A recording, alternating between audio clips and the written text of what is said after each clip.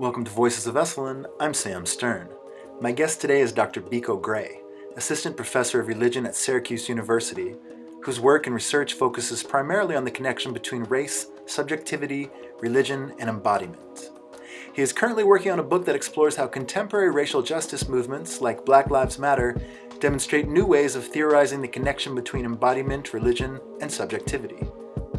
Dr. Gray was a recent guest at the Esalen CTR, or Center for Theory and Research, where he made quite an impression on the other attendees, several of whom strongly encouraged me to get him for an episode of this show, and I'm so glad I did. Please enjoy this expansive conversation with Dr. Biko Gray. Dr. Biko Gray, thank you so much for joining us today on Voices of Esalen. It's great to be here. Thanks for inviting me. I would love it if you could talk to me a little bit about your current work and your current interests.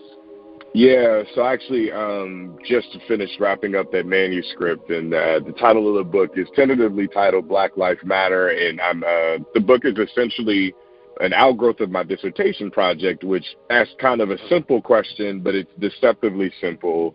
The question ultimately was, in a world where the United States, for example, sanctions the killing of black people, what does it mean to be a subject and to be a person in this world? And so after a while, like when I started doing, when I actually got a job and started revising the dissertation for publication, I decided that question is something that needed more time. What I knew after I started doing that work was that even though I don't know what it means for a black person to be a subject in this world just yet, I do know what it means for a white person or for a normative subject to exist in this world. And in my mind, that means that, and what I try to say in the text, at least in the manuscript, is that the normative subject is the subject that gets its existence from killing black people or from doing certain kinds of cognitive violence against black folks. The argument ultimately is that black life matters to the world, whether or not the world says so. And so this is central to me because a lot of people have been having conversations about whether or not black lives matter. My argument is essentially that black lives have always mattered to the West. The question is not whether, but how. Yeah, absolutely. Yeah, to dig into that a little bit, you mentioned that you weren't sure exactly how subjectivity works for a black subject, but you knew how it functioned for the normative white subject. Right. So essentially my argument here is that if you look at the history of philosophy, and I say particularly in the 20th century just because to do anything else would have the book become unwieldy. But if you look at the history of philosophy, if you go back as early as Descartes, for example, who makes a distinction between mind and matter, what you notice right away and what you notice really, really, really early on is that this distinction between mind and matter gets mapped out over and against the mind being the thing that controls what the matter is or what the object is. And so that kind of dynamic continues to show itself in the West through the way in which thinking subjects attack, understand, cognize, comprehend blackness, particularly in terms of black bodies. And so what I try to do in the text is essentially show that this cognition, this mode of thinking, this mode of comprehension ultimately is a way of restricting and constraining blackness down into these black bodies that eventually become black corpses. I mean, I'm saying a lot of sort of abstract stuff, so I'll bring it down just to make it very, very, very clear. To use a basic example, Timothy Loman, who killed Tamir Rice, made the claim in his after-action report ultimately that Tamir Rice was about 5'8", appeared to be 185 pounds, and he thought he was 18 years old.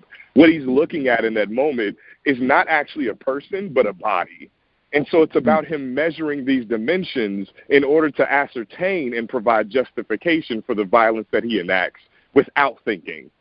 So if you've seen the video of Tamir Rice being killed, Timothy Loman actually shoots before the car ends. He shoots him twice, and the car hasn't stopped. Tamir Rice is in a gazebo. Someone calls 911 to ask questions, and ultimately calls 911 to bring the cops there because they think someone has a gun in the park. They see Tamir Rice with this toy gun. They ask no questions. The car drives up and essentially guns down Tamir Rice with 2 shots. He doesn't ask questions because he doesn't have to ask questions because this body is nothing but an object for him. And I think that this has everything to do with the Cartesian distinction between mind and matter. Does that make sense? I know that I've said a lot, but this is the way in which I'm like working through it. If it doesn't make sense, definitely we can work through it. No, it absolutely makes sense. I think it's brilliant.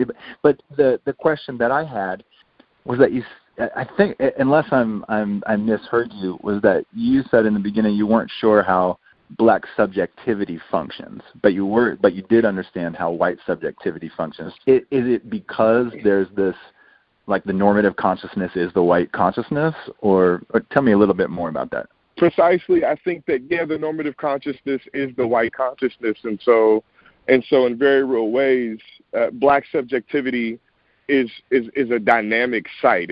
I don't know, I can't really tell you what it is because it's constantly moving, constantly adjusting, constantly shifting, in large part because it is constantly trying to evade the violence of the normative subject. And so while I can't pin down what blackness is, and I would never hazard to, what I can suggest is that blackness is what Fred Moten calls fugitivity, a kind of movement against the constraining and lethal and violent actions of normative subjects. Okay. Yes. Okay, I got it. To speak a little bit more about the police violence and a bit how that relates to black experience and mysticism, you co-authored an article with Dr. Stephen Finley, who I spoke with recently, entitled "God is a White Racist: Imminent Atheism as a Religious Response to Black Lives Matter and Anti-Black State-Sanctioned Violence." Right. So talk to me a little bit about this connection between violence and mysticism. I'll put all my cards on the table. I am not a scholar of mysticism, so that's the very first thing that I want to say. I am thinking particularly about, when I say mysticism, I'm thinking about a certain kind of dissolution of identity, of individual bounded subjects. And so usually in mystical discourses, you typically see something akin to a kind of union between the subject and God, such that the subject and God, or the boundaries between subject and the divine or the transcendent, are no longer present. There's a difficulty with the subject trying to figure out what distinguishes them from God. And so the way that I see mysticism operating within the context of blackness is in these movements where, if you look at these marches, these protests, what singular bounded individual, when you see these images of people marching and protesting, can you discern? Once you're in the protest, once you're in the march, once you're doing these particular collective decisions, your own specific individual identity begins to blur with the collective. And I see that blurring as a kind of imminent mysticism, as a kind of dissolution of one's identity in favor of this thing that transcends them within the context of the world itself. Does that make sense? Yes. That's fascinating. There's a kind of blurring of identity that can happen within the protest. I mean, so what are your thoughts around the sort of large gatherings of people? Is this a productive element that's happening within our culture today, or is it something else? I don't know if I would use the word productive. I think that I would use the word expressive, a kind of release. I think it is I stray away from terms like useful or productive, in large part because, again, those are terms for me that sort of invoke a certain form of subjectivity that has to think of all actions as being connected to goals or to ends. And I'm not particularly sure that I'm invested in that. I do know that the release itself offers, in terms of protest, I do know that the release itself offers awareness. It's an ethical disposition that puts one's life on the line in the name of pushing against this violence that continues to be committed against Black people. To the extent that that's going to have achievable goals, or to the extent that it is productive, I remain unsure of that. And I'll give you a basic example. So George Floyd died, right? And Derek Chauvin killed him. Two things occurred as I was looking at this particular image. Number one, this is the second time in 6 years that we have seen someone on camera, or at least the second time in 6 years that we've seen someone on camera be killed and choked out to death.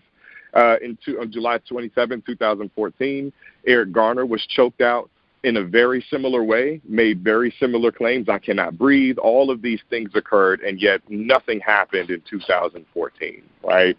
And yet at the same time, in this particular case, we'd seen protests back then Now in 2020, we're now seeing corporations say Black Lives Matter. We're seeing institutions release statements about anti-Black racism and how they're committed to a different kind of movement, a different kind of work that's going to address these ills and these evils.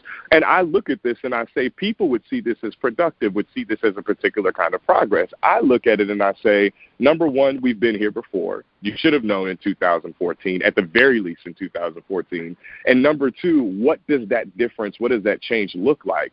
And more often than not, what it looks like is essentially rehashing and rehearsing old tropes that everyone is particularly okay with, the same old status quo. So instead of doing the work of abolishing the police state, these corporations are interested in donating money to certain organizations. Instead of advocating for the absolute defunding of the police as an institution, these corporations are particularly interested in working with established political institutions to make sure that we reform the police instead of actually doing the work of getting rid of this lethal anti-Black institution. And so I say all of that to say that in certain ways, these goals, at least for me, that people are trying to attach to the protest, I'm not particularly invested in whether or not these protests are productive in that way, or even if they're going to achieve those set goals, in large part because this country just cannot abide by what these folks are asking for. So these protests, these movements, these marches, these moments of mystical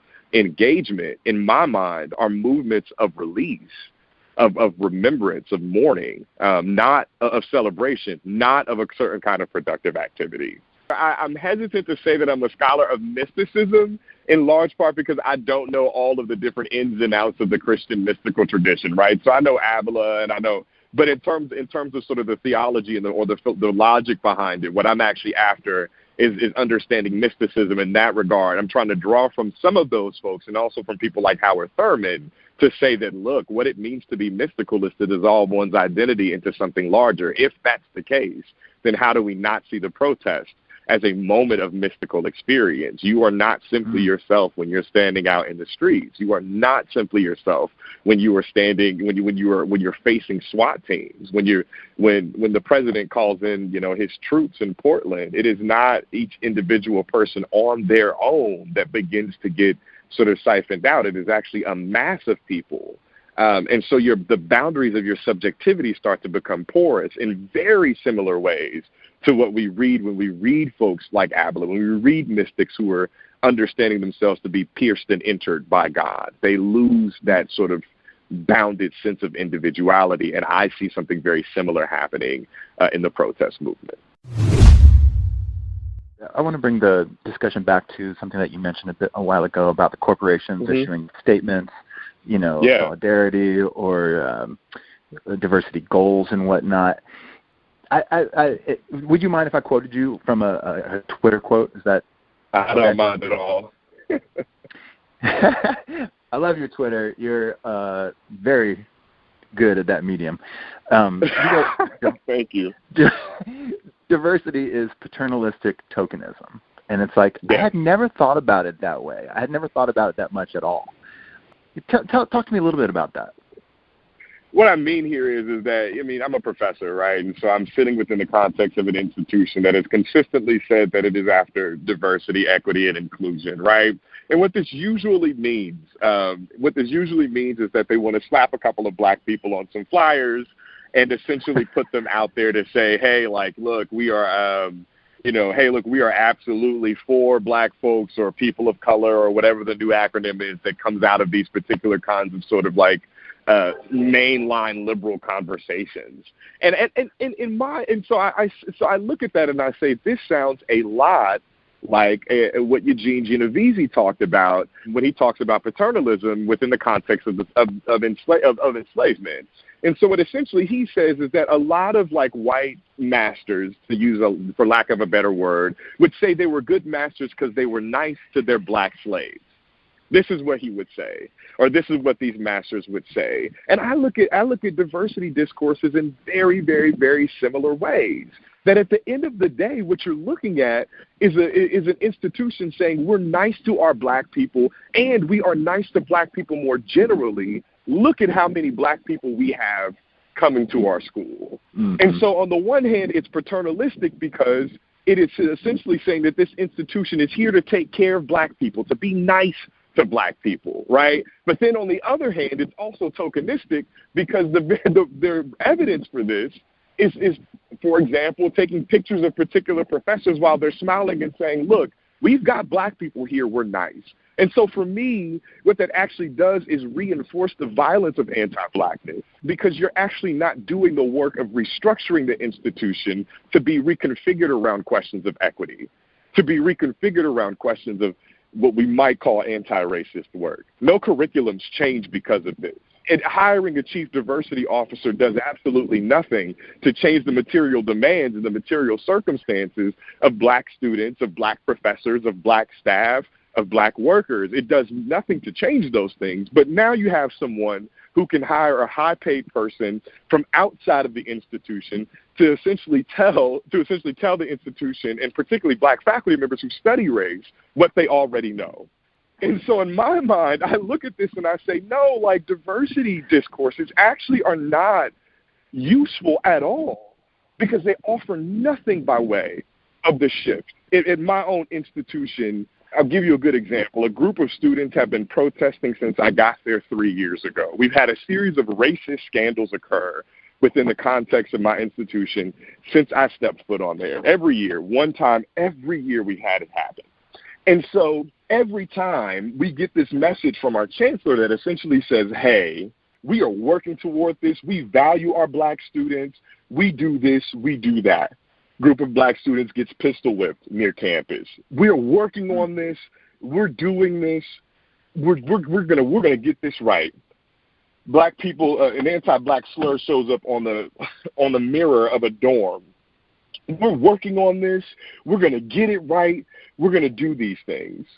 And after a while, the black students began to say, hey, look, like, here are our demands. You need to, like, really consider, like, making very real adjustments. And when it came down to it, the institution was unwilling to budge on many of the most substantial demands that these students made. But we're about diversity, which means that we'll be nice to you when we see you. But it doesn't mean that we're actually going to change the material circumstances, and we're not going to shift, for example, the policing structure in our institutions. We're not going to shift, for example, the sort of the ways in which curriculums are structured around a certain normative white canon. We're not going to amplify black studies departments. We're not going to amplify religious studies departments by giving them more faculty lines and making them central to our curriculum. We're not going to do any of that. What we're actually going to do is make people nice. That's the whole sort of move. And for me, that's paternalism. And then the tokenism, as I said before, becomes, essentially taking pictures of folks and advertising to them. Right. Does that make sense? Yeah, it does. No, it's exactly right. And I would imagine it's like somewhat insulting for a black faculty member. This idea, like, did I get my job because I'm black, or is it because of the offering, the actual intellectual offering that I can give to? Yeah, and I don't know. I mean, all I can say is my department, I believe, hired me for my qualifications. You'd have to ask them. But I will say that my first day of my orientation, she's no longer the provost, but she was the provost at the time. It's day one of orientation, and I asked the question. And I guess she just was surprised that a black man could put a verb and a predicate together, or a subject and a predicate together, a subject and a verb together, because she just commented about how incredibly articulate I was. Just, it was just sort of fascinating to her. And she was like, oh, my God, like, this is just, oh, my God, like, I just want to hand you the mic because you're so articulate. And I sat there and thought to myself, I have a PhD in a humanistic discipline. If I can't ask a question, you know what I mean? Like if I can't speak properly, y'all hired the wrong person. So, so I say all of this to say, these are the kinds of things that occur. And in her mind, she said nothing wrong. But it's precisely in that kind of action, right? It's precisely in those kinds of sort of niceties that they become jabs. They become jabs. And that, in my mind, that particular experience is precisely what diversity is. Right. You see what I'm saying? Right. Instead of saying, like, she didn't even hear my question. Like, at that point, she was just astounded and my capacity to put a subject and a verb together in a sentence. So yes, that's my thought about that. I know you have other things to ask me, so we can move on. But yeah, that's what it is for me. So I'm beginning to talk to a lot of Black thought leaders, and most, the thing that I hear kind of recurring is that they're exhausted. Not only exhausted by this current situation, but also with the prospect of having to educate like a suddenly curious non-Black population. Yeah. Do you echo this frustration? If I'm not getting paid for it, absolutely. And even then, if I'm getting paid for it, at times I still get a little tired. I think in many ways, Black people who have been doing this work for a long time, and I speak for myself, but I spoke to other folks. I think one of the big issues here is that on the one hand, it seems kind of encouraging that a whole bunch of people are interested now in doing quote unquote anti-racist work, right? On the one hand, you're seeing folks like Robin DiAngelo shoot up to the top of the New York Times bestseller list, not without complications, but she's up there. Ibrahim Kendi's up there. These sort of like popular academic texts people are sort of gobbling up. But on the one hand, that sounds encouraging. On the other hand, you're asking a group of people or a community of people or a nation, to be honest with you, you're asking an entire nation that has been built upon white supremacist anti-Blackness to now somehow figure out on their own how to no longer work in white supremacist anti-Black ways. And so on the one hand, it's you want folks to do the work on their own, and then on the other hand, as an activist said, as I was at a church and activists were talking, on the other hand, you don't trust white people to do it by themselves because the work will inevitably be stalled out behind certain sort of sentiments. So, to sort of make this sort of like bluntly clear, if I say that all white people are racist, I'm not saying that all white people are hate-filled. I'm saying all white people are racist, which ultimately means all white people don't simply benefit from white privilege. They are inheriting a system that requires my death. That doesn't mean that like all white folks are horrible or that I'm making a moralist argument here. I'm making a descriptive one. But a lot of white folks get upset and have bad feelings about that. And so if you put a whole bunch of white people in a room together who are trying to do anti-racist work and they encounter a statement like this, you can only imagine what kind of sentiments start to, well, I'm not racist. Why is this happening? I feel badly. You know what I mean? So it's a kind of on the one hand, yeah, I'm exhausted. On the other hand, I worry that if we leave normative subjects to their own devices, that they will repeat the same violence in a new guise.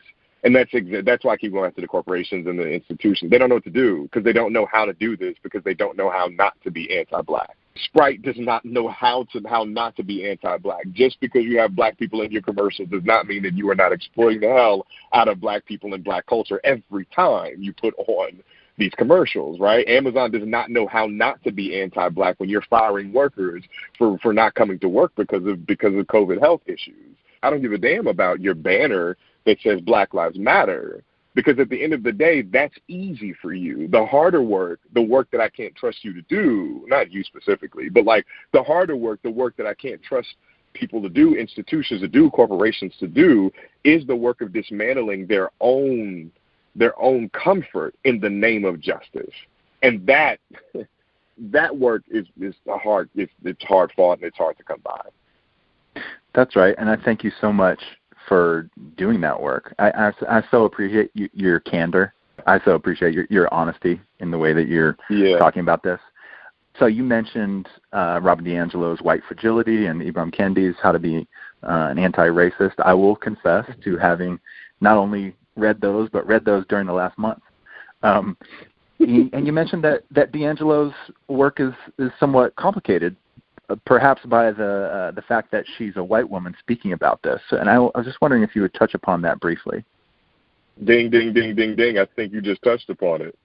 There have been so many people who have been who have been making very similar claims, in much more profound, thoughtful, sophisticated, and nuanced ways, who do not have $1 million bestseller titles to their name. And to the extent, this is not to shade her out. I've met her. She is a pleasant person. She is incredibly wonderful. She is sweet. as pie. And for white people and for white liberals and for white women specifically, she can sort of ring a bell. They seem to be receptive to what she does. I think so I say it's not without its complications, because W.B. Du Bois was writing about whiteness in 1903. James Cone was writing about the violence of white supremacy in 1969 and 1970. Martin Luther King was saying some of these things in the late 50s, early 60s. Malcolm X was talking about this.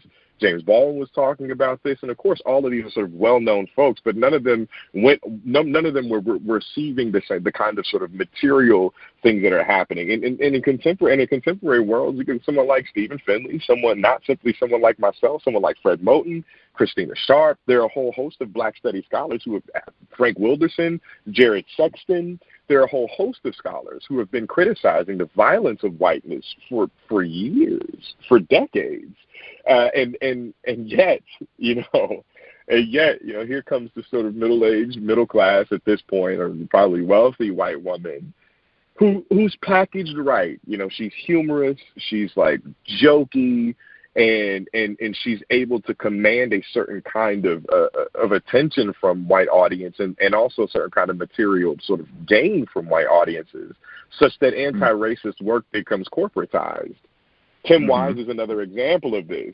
Tim Wise, people have been writing about how diffuse whiteness is, and people have been doing this kind of work, but Tim Wise is making considerable amounts of income. So is Robert DiAngelo. And it's not to shade them out and say, oh, they shouldn't earn a check, but it is to say, what is this dynamic that white people can only listen to white people say the most uncomfortable things to them? If I were to say some of the same things that Robert DiAngelo said to a room full of white liberals, and trust me, I have, I receive a certain kind of pushback where they receive a certain kind of, where she might receive a certain kind of receptance and all of that. Somehow, white people can only be told by white people that they're being white, that they're problematic. But when you have that insular kind of conversation, there's no one there, and there's no real way to understand the depths of the violence unless someone is there, in my mind, to witness to the depths of that violence. Yeah, and that can't be the white person on the stage witnessing to it, because it'll collapse very quickly into a politics of sentiment. I love how you kind of grounded this discussion in the beginning of our conversation in the politics of identity and subjectivity, because it gets it gets complex. So like, I'm gonna make fun of myself here, sound like an idiot. Don't worry. But I'm starting to think of myself, in my mind, as an ally. Like, I'm questioning my own privilege and my complicity with racism. Now, a woman who I've been in conversation with suggested to me that I can't call myself an ally. The term ally must be earned. And you have a really wonderful essay on your Medium entitled "A Letter to White Liberalism." It was written in 2018. And you write, "Your liberal allyship is a detriment to my life. Eradicate the attempt to sympathize with me. Allow the veracity of my otherness to penetrate into the depths of your being." So talk to me a little bit about this. I think that the politics of allyship align very closely to the politics of sentiment. And so what I mean by both of those things is that allyship, as it has been articulated, at least in the last few years, is premised upon a certain kind of either white guilt or white shame, neither of which are instructive or useful for the kind of work that needs to be done. White guilt often collapses a person into being sort of perpetually sort of deferent to blackness in a way that you can't get on with just doing the work. Like, I'll say it this way: white guilt often manifests itself as, like, if a critique is leveled, like the person is paralyzed into like not doing anything because they need to sit with how they've messed up and they need to atone for the sins and all of this type of stuff. And the truth of the matter is that, at least for me, I'm not interested in you personally or you generally. I'm not interested in anyone doing these sort of public, like, I don't know, rituals of atonement. Apparently there was something on social media that was floating around where white people were like kneeling and like like saying that they were dying to their whiteness or something like that. And I was like, this is ridiculous to me. I don't know who decided that this was a good idea. Like, that's not, like, for me personally, that's just, I'm not interested in that kind of, like, and I don't remember what it was they were dying to whiteness. It was some sort of ritual, like public ritual of atonement. And I was just sort of watching this, and I was thinking, this is absolutely sort of like, sort of ridiculous. And so on the one hand, you have that happening. And so allyship actually, when that comes out, I say that to say that allyship, ultimately, when someone comes to me and says, oh, I'm a white ally, my immediate question becomes, is this about you? Right? And that's the twin side of this. Once you constantly are atoning for your sins and doing it publicly, you've now made the entire question, the entire problematic of anti-black violence about white atonement for anti-black violence over and against eradicating anti-black violence. I think if you're part of the normative, right. hegemonic identity of a nation, then it's hard to displace yourself from, you just don't know how to function where you're not the kind of center of the discussion. Yeah. I think this is what normative subjects do in the book. In the book, the manuscript I just sent off, I say that the subject is always tardy to its own show.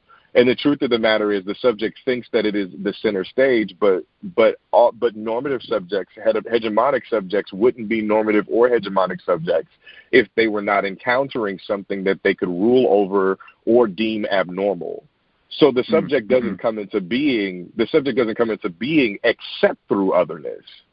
It can't exist unless it has already been touched by something other than itself. This is like Hegel 101, but anyway, right. I'm getting like way into too much in the weeds. But because of that, it makes perfect sense that the subject can't displace itself because it thinks that it's the star of its own show because it's already eradicated the actual star of the show, which is this otherness that made the whole stage possible in the first place. Right, and so in order to do it, I don't know how this gets done. To be honest with you, my initial hunch was that people in Christian language undergo a crucifixion without the glory. Just sort of like you just do the work quietly. Yeah. You don't announce yourself as an ally. You don't expect any credit, any points, or anything like that because of it. You just do it because it's right. Credit or no credit, it doesn't matter. So that's kind of how I think about it, and I'll give you a sort of like basic example of this. I have a colleague at Syracuse where I work, really, really close friend of mine. He's a white guy, and he took the time, many hours spent with me looking over my manuscript, us having conversations, calling, I would call him at weird times of the day, hey, I need to think through this, and he would be like, yeah, let's do it. And he never, ever was like, I'm going to take credit for this. Never, ever. I would ask him, like, why are you doing this? And he would be like, honestly, because it's the right thing to do and because I care about you. And that's such a basic thing, but it's not steeped in this, like, I'm the person, like, helping the young black junior faculty help. You know what I mean? Like, it's not that kind of thing. It's much more like, and I know this, he's going to get acknowledged in my book, but even if he didn't get acknowledged in my book, I know he'd be okay. Because it's not about the acknowledgement for him. It's just about doing the right thing in these interpersonal situations. And so that's when I think about allyship, I think about folks. Can I tell you one more story? Brief story. When I was doing organizing work around Sandra Bland and in Houston, right after she died, I don't know if you know about Sandra Bland, she was beaten by a cop in Houston and died in jail 3 days later. This had happened in Houston. I was getting my PhD at the time. And we're organizing for her. And there's this white woman who's a minister, and who, for her, she was letting everyone know she's an ally of the black people, of the Negroes who were doing their work. And it became very, very, very clear, very, very, very quickly that she wanted recognition for her allyship work. So national newspapers would come to cover the story. And although she was not the one who organized the work that was happening out there was another black queer man named Reese Caraway who had been doing some of the organizing work. She would keep him away from the reporters, keep other people away from the reporters so that she could let everyone know that she had primary purchase on this particular movement. And so that's what allyship looks like to me. It looks like a certain kind of taking credit for doing the right thing. And as soon as you do that, you've done the wrong thing. So whatever the right thing is that you did is negated by the credit that you've taken. And so I think that's my sense of what allyship is. The otherness is still, it hasn't hit you yet. It's just a way for you to make yourself more important. Yes. Yeah, that's great. I mean, you basically, you anticipated my question, because what I wanted to talk about was like, okay, so what do the well-meaning white people do at this moment? And because there are a lot of people who care, and it's like, myself included, it's like, oh shit, how could I have been so, how could I have just been so blind for so long? And whether it's like trendy to wake up at this moment, or whether it's insulting to wake up at this moment, nevertheless, people are waking up. But I think that your description of how to be an ally without some sort of public reward is a pretty good prescriptive. The only thing I'll add here is, like, I think it's akin to, like, men being, like, Twitter bios are, Twitter. And, like, as soon as I see a man who, like, says they're a feminist on Twitter, like, in their bio, like, questions get asked, right? Like, I don't, like, it's not, like, at least for me, I'm like, what do you, like, I think it's the same kind of thing. If you're on Twitter and you say, like, if in your bio you're like radical feminist leftist, I'm looking at you and I'm being like, the fact that you announced that says a lot more about you than it actually does about the work that you say that you want to do, right? So for me, that's what I mean, right? So it's that kind of, like, I read a lot of Black feminist work. I'm still deeply mired in sexism and in many ways guilty of misogyny. Like, it just kind of is what it is. Like, and so, like, there, like, even if I'm doing my best to do this kind of work on my own very quietly, it serves no one well. Not even, I mean, except for maybe my ego, for me to put on my Twitter bio or for me to put in my academic bio, I'm feminism. What? Like, I don't, you know what I mean? So as soon as you name it as such, so that's, yeah, you're absolutely right. It's a certain kind of, like, quiet, and by quiet I mean, like, really quiet. Like, Pete Buttigieg tweeted some things out, and I was like, your best move right now is to silently disappear from the public sphere right now, as it relates. Tweeted something about John Lewis, and I say that not because I dislike Pete. I don't know him well enough to do that, but I say that to say, like, you're just virtue signaling, and it's worthless right now. People are dying. Like, we have to think about that part. So that's what came to mind when you're talking about, like, the quietness. Yeah. Let me ask you this. How does the prison system play into all of this? I don't know if this is too big a question, but it's almost like, can we discuss systemic racism in America without talking about the prison industrial complex? Do the central tenets of your work intersect at all with what's going on in prisons? It does, but I'm not a scholar. I'm not a scholar of prison studies at all. I mean, I wish I could give a huge, like, really thoughtful, sophisticated answer. What I can tell you as of now is that for me, the prison industrial complex emerges from a structure of policing, and also and this is probably going to be the whole structure of the prison industrial complex is structured in my mind around a certain kind of Protestant theology of sin and punishment. And so in my mind, the prison industrial complex is essentially a sort of theological structure. And this is me personally. This is not me, like, this is me doing just a little bit of research on this, and then I'll get into sort of the numbers and everything. It's a sort of theological structure that allows for us to openly, gleefully, joyously name the evil people who exist in contradistinction to our goodness. This is why prisoners are treated so shittily in jails, right? It's because they're already presumed guilty, even if they're in a jail waiting to have their case heard, because there's a theological structure in place that automatically assumes and presumes not simply that they have done something wrong, but that they exist as wrong. And so that theological structure, in my mind, is central to the development of policing and prisons within the context of this country. Now, because this country is also anti-black as hell, it's a very, very, very short lead.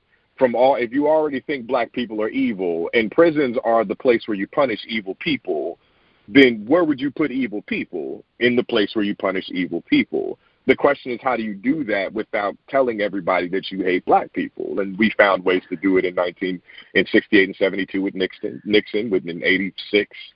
What was that? Yeah, 80 to 88 with Reagan, 88 to 92 with all of that. I mean, and I'm naming the presidents, but it's the same sort of move. And also, we have to keep in mind too, and this is the one thing that I really struggled with, is that even enslaved black folks who are not legally people, which means they are not subject to being criminals because they can't break the law because they're not legally people in the first, they could go to jail.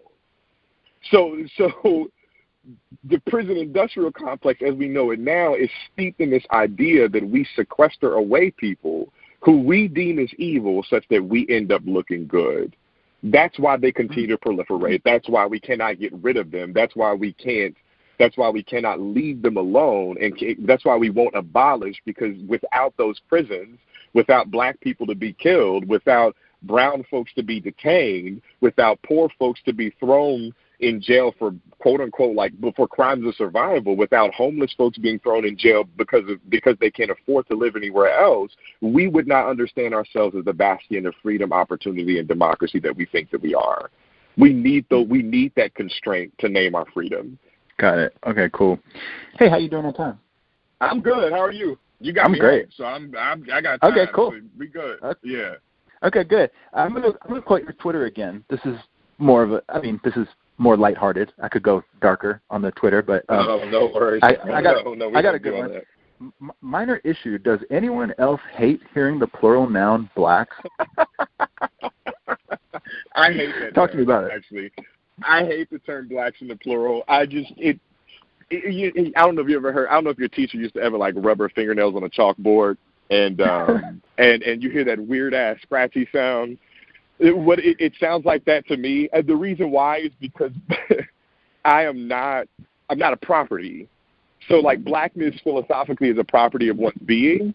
It's also, at least in terms of black studies, a dynamic force in the world that moves and grows and changes and evolves. Black as a plural noun is a thing. And it's a thing that is just an object. The other reason, and it feels nasty to me. I don't know how else to explain it. It's just, why not just say black people? I don't understand why that's so difficult, but I think people are oh, it's just conciseness of words, and I'm like, 2 words is not and then you've got I'm not really Democrat nor Republican. I'm neither. So I'm neither liberal nor conservative. But I will say, to shit on Trump just a little bit, I love my African Americans. When I hear things like that, I'm like, come on, yo. That's just come on, you gotta be better. You know what I'm saying? Come on, man. But yeah, so that's why. What do you think of the term people of color? Is it reductive? Does it posit a sort of equivalence among non-whites? Talk to me about. So I think, and this is actually had this conversation on Twitter too, about the new expanded one is BIPOC, Black Indigenous People of Color. Here's the thing. Apparently, I don't know the history. I just found out the history of women of color, which was a way of announcing a certain kind of solidarity. That is not what the term means now. The term means now anybody who ain't white. The problem with talking in that way is that anti-blackness is a global phenomenon. And I mean anti-blackness, the structural abject engagement with blackness, the exclusion and the violence enacted against black people, black lives is a global thing. And more often than not, that kind of pushes across and between races. Give you a basic example. Marco Rubio. Ricky Rubio is the point guard for the Suns. Anyway, Marco Rubio is a proud Latino. Ted Cruz is a proud Cuban Latino. Both of them are supporting not simply an institution, but a Republican Party that is virulently anti-black in its engagement. That in and of itself lets us know. But if we say POC, they are welcomed under that umbrella as a kind of equivocation, right? That they are now introduced into that. And there's some of the more extreme examples, but you can see colorism in Puerto Rico, for example, or colorism in Haiti and the Dominican Republic, for example. You can look in South American countries, and where you're seeing like a distinction between like lighter skinned Latinos and then black Latinos who are Afro Latinos is like, and people are like, they're miffed by it. So anti-blackness occurs within the context of communities of color. And so that requires a different kind of analytic. It doesn't shut down solidarity, but it requires a different kind of analytic. It requires a different lens, a different approach to this work.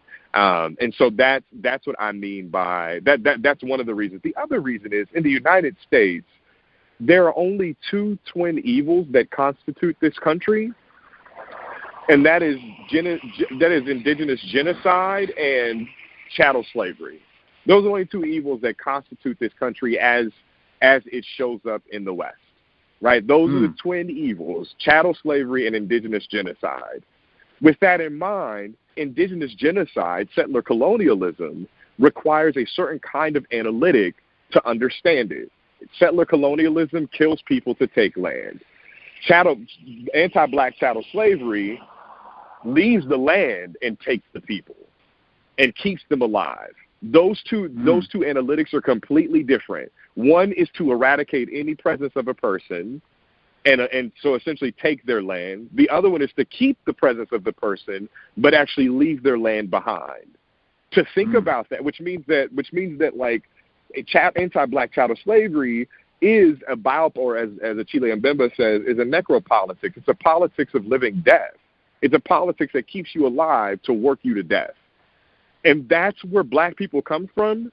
And this is not to say like other oppressions are worse or better. I'm not interested in that game. I'm interested in simply saying that when we think about blackness in this country, you have to wrestle with that particular analytic of being kept alive to be worked to death. If you don't understand that part, and if you can't identify with that particular like line of engagement, that particular legacy and tradition of violence, then at the end of the day, it becomes very, very, very difficult for us to have conversations about what solidarity looks like. Because the other part about it is that we don't know where we come from. So that's all of this to say there's a whole bunch that comes with the specificity of blackness. That doesn't mean that I'm not here to say one's worse or better. I'm really just here to say that we really need to be really super thoughtful about how we engage questions of white supremacy, how we engage questions of systemic racism. So that's why I think that we have to find different ways of talking about it. And just saying people of color, like the analytics are different. I don't know what it's like for my family to be trapped in cages because they're not from here. I'm not subject to that kind of xenophobic violence. So what I can say is I know that shit is wrong. I know it shouldn't happen. But I'm not going to be able to like analyze that situation and provide explanatory details for it because that's not the lens through which I understand the world. Let me ask you about Esalen. It was fun, but go ahead. Sorry, I had a blast. When you think about a just, equitable Esalen or really institutions that are like it, what would that look like to you? I mean, the question, this is a question that constantly comes up in my mind when we talk about these things. So I'll say, I actually put this to some folks when I was at Esalen. I said, like they have to, like the leadership has to make a decision about what kind of Esalen that it wants to be. If it wants to remain largely homogenous, for me personally, I'm not really tripping. That's fine. If that's what you want to do, just be honest about that and say, yeah, this is the audience that we cater to. We're okay with catering to relatively well-off white folks who are, thinking about human potential. Like, if you're down for that, by all means, just be honest about it. And then everyone can be on the same page. And I can realize for me personally, like, you know what, this was a blast. But I'm just an exception to the rule. But if you want something else, and that's a question that the leadership has to think about. If you want something else, it's going to cost. It's going to cost a lot, because it means that you have to give scholarships to folks who cannot afford to do this, who cannot afford to go there on their own. You're going to have to open up spaces for people who cannot afford to pay whatever the going. I can't afford to go to Esalen. Like you're going to have to open. If you want more black people there, you have to be welcoming and inviting for them to be there. Then you have to adjust the curriculum such that it opens up in that particular way. Then you've got to make sure that the board is different.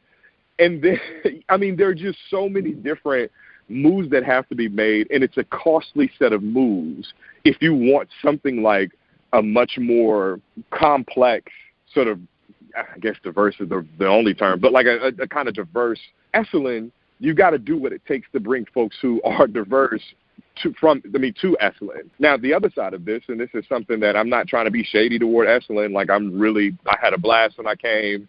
It was it was fun. Thankfully, I had another black guy there with me. Dr. Finley was there with me, so we had a really good time. But we were sitting there. Yeah, we had a blast. But no, the truth of the matter is that like if you want these opportunities to show up for other people, if you want these opportunities to be if you want these opportunities to be open to other folks, you have to do the work, the really critical, hard, thoughtful, intentional, brutal work of making those adjustments. And more often than not, when these conversations happen, especially with most institutions who make claims to wanting to be more equitable, most institutions say we can't afford it. And so as soon as I hear that, I say, okay, well, there's that. Like, I don't really have anything else to say. If you can't afford it, then just be honest about what you can afford, and that way we all can be on the same page. I'm glad you brought up the idea of scholarship, because it was it came out on social media.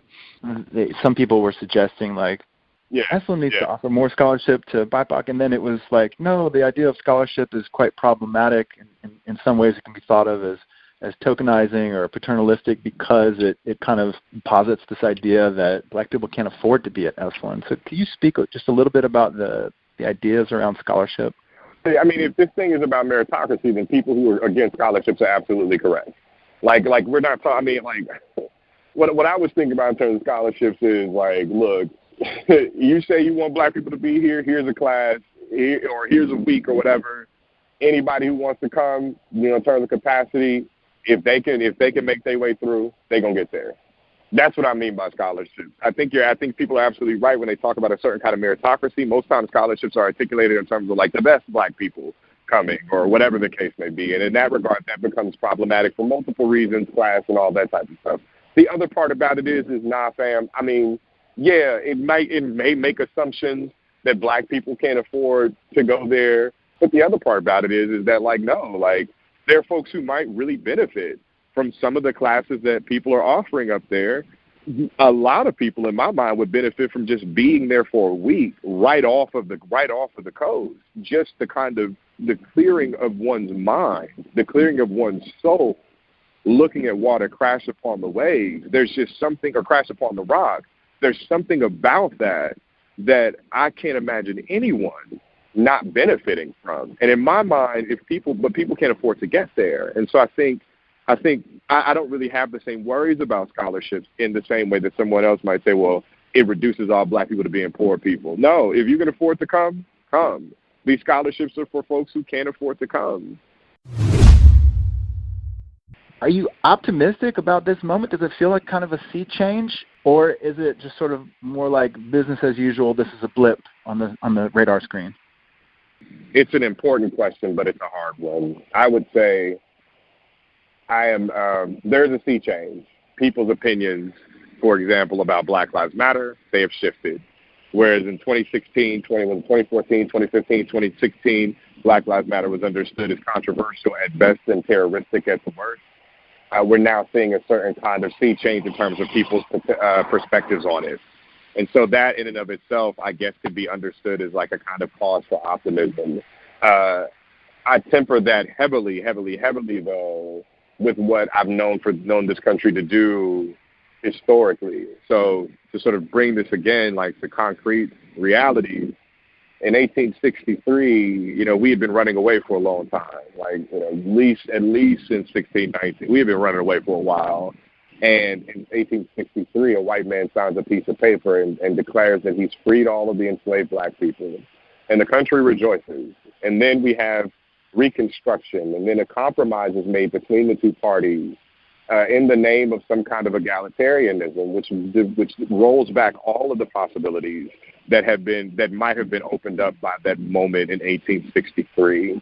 Also, that moment is also deeply covered over by the agency that enslaved black folks used to not simply run away, but to put pressure on a government to make these moves in the first place. Abraham Lincoln is understood as a hero when in reality he was making a political calculation, and I think that has to be taken into account. You fast forward 100 years, you look at 64 and 65 with the Voting Rights Act and the Civil Rights Act, and we have expectations again that things are going to get better. And the truth of the matter is immediately after 65 happened, well, actually in the year 65, Malcolm X is killed. 3 years later in 68, Martin Luther King is killed. And so then you have to wonder, well, what's going down? 1968, Richard Nixon is elected. 1972, we have the war on drugs. You already know the story from there. And so every moment that has been perceived as a kind of moment for optimism or progress has often been met with intense retaliation. Kara Anderson has a book called White Rage, where she says that white rage is not actually like the Klan, burning crosses in someone's yard.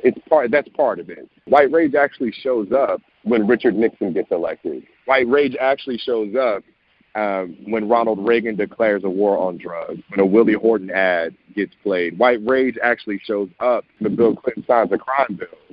White rage shows up when a country votes for Donald Trump in the name of economic resentment. That's what white rage looks like. And so these moments of intense these moments of what appear to be progress, in my mind, are too often and too quickly almost retaliated against or repressed. I would say the difference here, and I don't think this is a cause for optimism, the difference here is that we're now seeing corporations get involved in what they think is a kind of social justice engagement.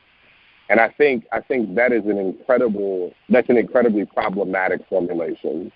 When corporations begin to say Black Lives Matter, when corporations begin to make and lay claim to racial justice, we have to find different ways to move, because ultimately their bottom line is profit.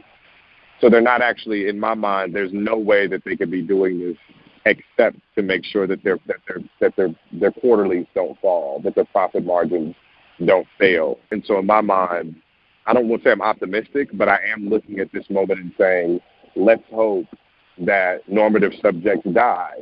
And I don't mean physically die. I mean the very structure of the subject that requires Black death, that requires that Black people die in order for it to live, that very structure of subjectivity, let's hope that this is the moment in which it's done away with. I'm not positive about that. I don't think it's actually going to happen, but I do think that this moment gives us a moment, an opportunity to reflect on that. So yeah, that's where I am. I'm not, that's it. Dr. Biko Mandela Gray, how can our listeners find out more about you? Where can they find you on social and know more about you? My Twitter handle is my full name, Biko Mandela Gray. B as in boy, IKO, MAN, as in dog, ELAGRAY. That's also my Twitter handle or my Instagram handle too. But if you want to catch me on Twitter. I'm on Medium too every once in a while. I'll write, but academics is taking my life over, so I try to get on there every once in a while. And I had a blast talking to you, Sam. This was good. I thought it was. Yeah, I won't say I thought it was anything. I thought it was going to be like a stilted conversation, but it was good to talk with you. And hopefully, I wasn't too long-winded, but you got me excited. So. Today's show is produced in conjunction with Cheryl Frenzel, Terry Gilby, Greg Archer, Shannon Hudson, Kelly McKay, and Michelle Broderick, with a special assist from Andrew Lanterman, Stephen Finley, and Jeff Kreipel. Our theme music is by Nico Holloman. The Esalen Institute is a nonprofit organization. Our show is made possible by your contributions.